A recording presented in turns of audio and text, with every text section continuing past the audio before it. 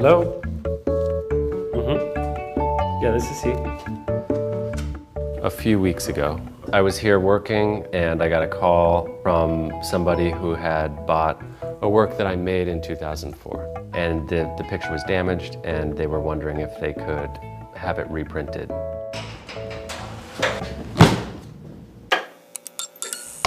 So I started looking for the negative, and it was really great to step back 12 years ago and see what I was making then.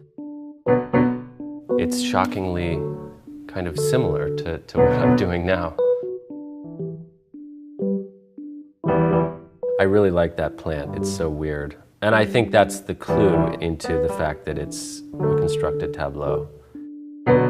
Back then I was trying to figure out what my voice was, and I was also just kind of learning how to make stuff physically.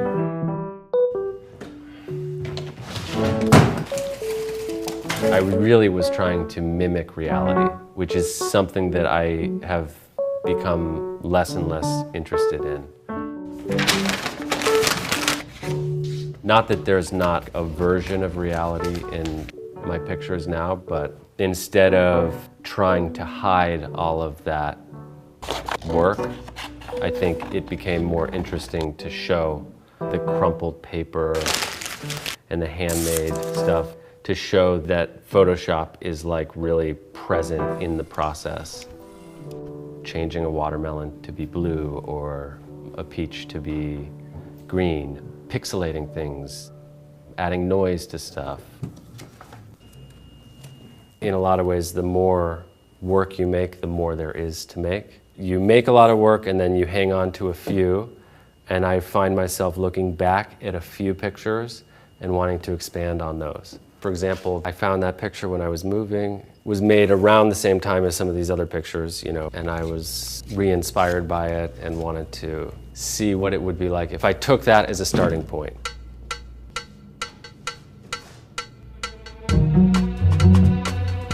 I was interested in what happened if I took out the identifiable parts of a face, kind of like how far I could push the idea of a portrait, kind of how far I could go away from what an eye is, or what a nose is, or what a mouth is, and still hopefully have it read as a portrait in some way.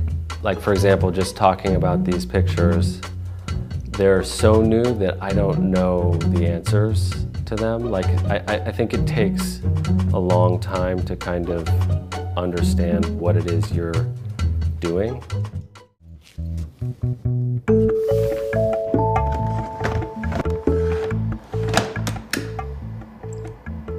I think I'm like right in between generationally. I lived half my life before the internet and half my life after. So I think that there's a really interesting conflict between the analog versus the digital, and I love both. For example, like this really large still life, I made a quick selection of watermelon, the green jug, the blue plum, and the orange peach, and then created a new canvas and kind of stamped that selection into the new canvas. I was curious, and still am curious, if there was a way to make non-representational images, but also still in some way are related to my photographs, that they're kind of an in-between thing. I was kind of interested to see where the line between a photograph and a painting and a sculpture lies. I think the real question is, how can you continue to work and continue to be truly invested and truly interested in what you're doing? And for me, the only way to do that is to try new things, to invent new ways of making pictures, so that eventually maybe those questions will have answers.